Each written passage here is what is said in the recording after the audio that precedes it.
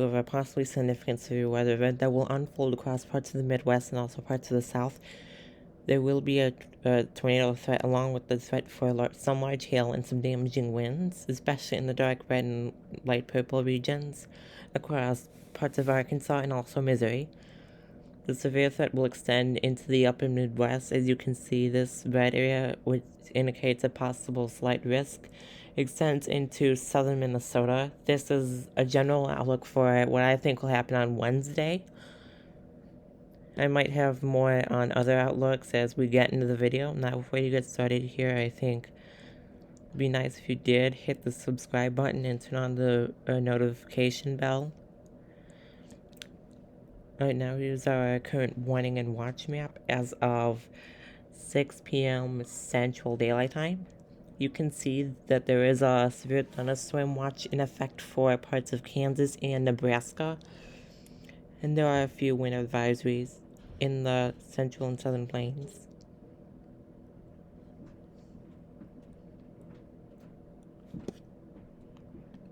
Now we go to our day 1 storm prediction center outlook. As you can see, there's a slight risk highlighted for parts of Kansas, Nebraska, Iowa, and also South Dakota and as far as southwest Minnesota.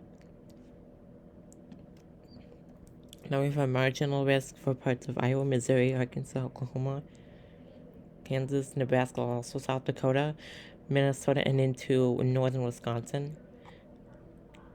The Storm Prediction Center has issued a 2% tornado risk for parts of Kansas and Nebraska. The Storm Prediction Center also issued a 15% wind risk for across the slight risk area. And then a 5% wind risk across the marginal risk area.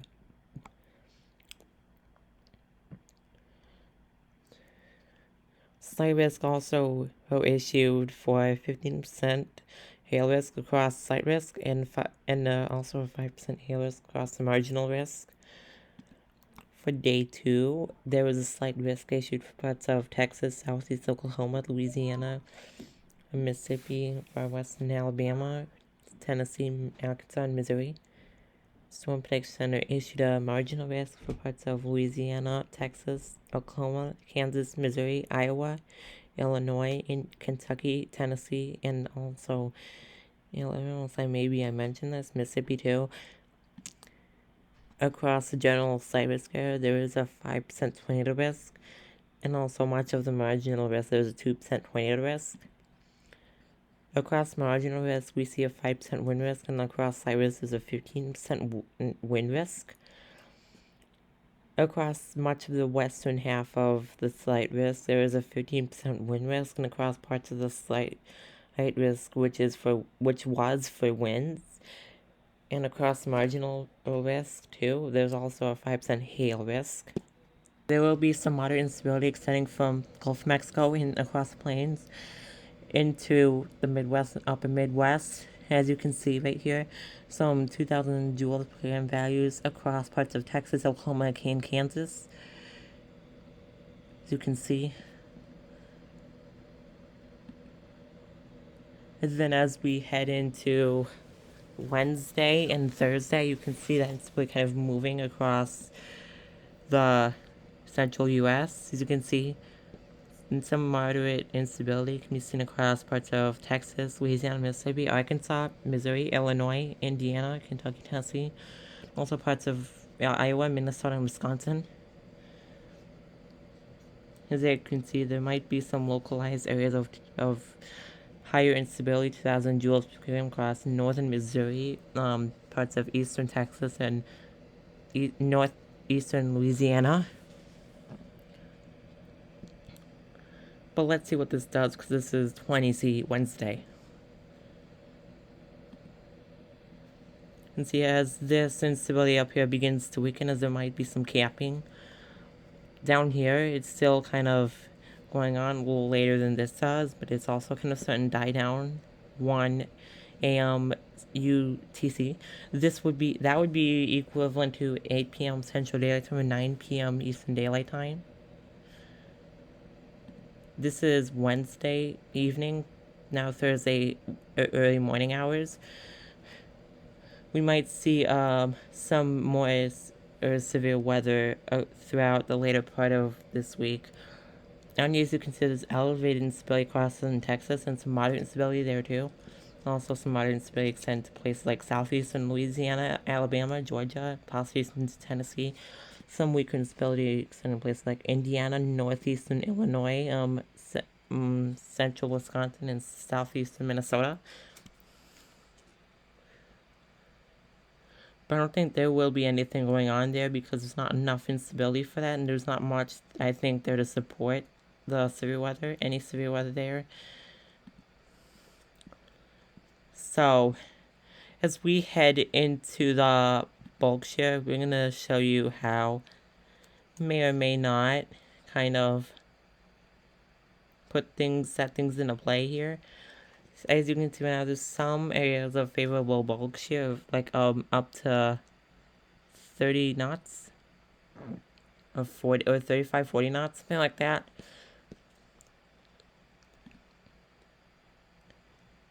Okay, as we head into, yeah, sorry about the ads.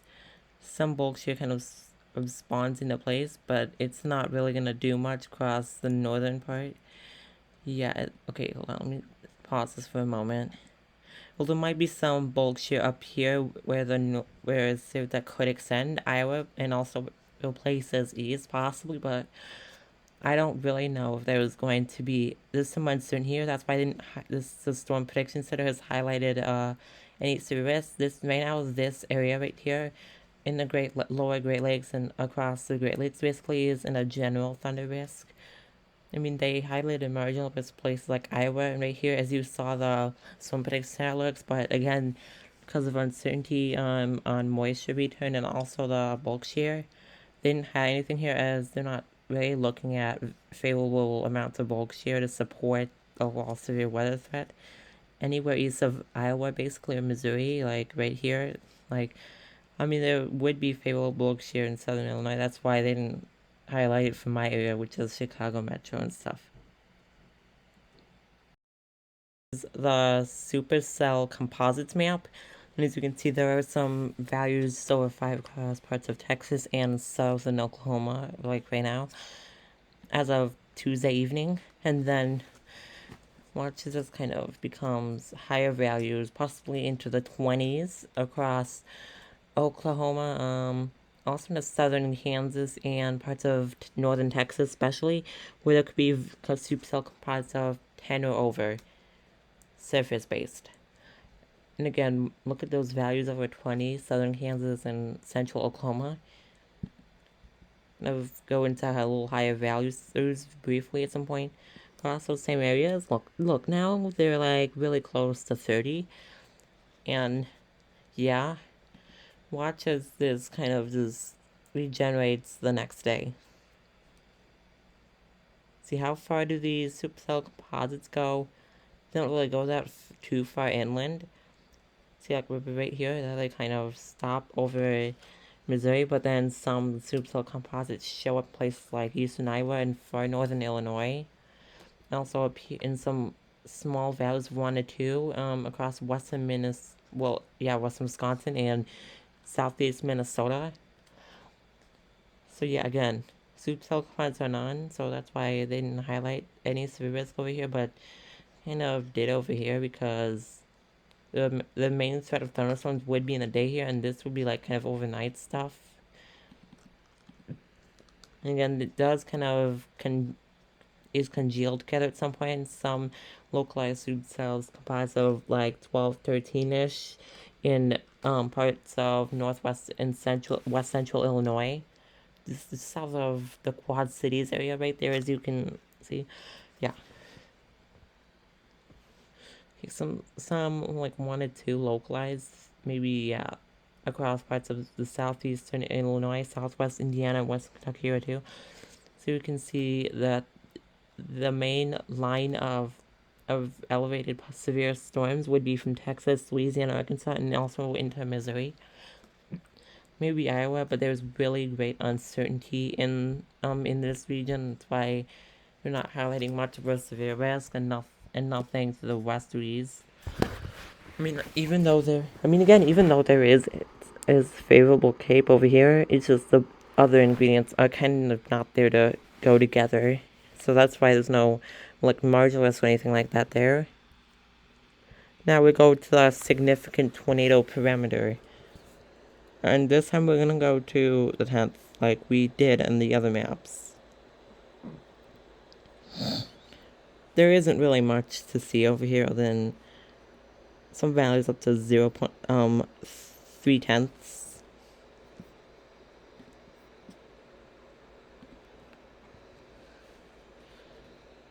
Some higher values could be seen, like up finally in the ones or possibly the twos locally, southern Kansas and central Oklahoma, where we saw those superclouds locally up to 30 and stuff like that. And then this kind of becomes some more widespread-ish areas of 1, 2 significant 20 parameters. That I think that means there's a up to 20% chance that there will be a significant tornado within this area. And then some, like, just under 10% values, maybe 50, up to 15% over here in this local area in west central Illinois, and also near the Iowa, Missouri, Illinois border and stuff like that. There could be few areas of potential for like some supercells, like composites like that. I mean, yeah, actually, no, this is a significant parameter. I forgot. No, severe threat may not be as significant as it was yesterday. Well, I mean, yeah, Wednesday. This is Thursday now, and as you can see, it's not all that great because it doesn't cover a widespread area. Oops, hold on, I thought. Is that the end of it? Yeah, it is the end of it. Okay, guys, so thanks for watching, and I hope you guys subscribe and like this video. If you've not done so, I really like to enjoy, if you really do enjoy our content, and hope you have the good rest of your night and stay safe in these storms.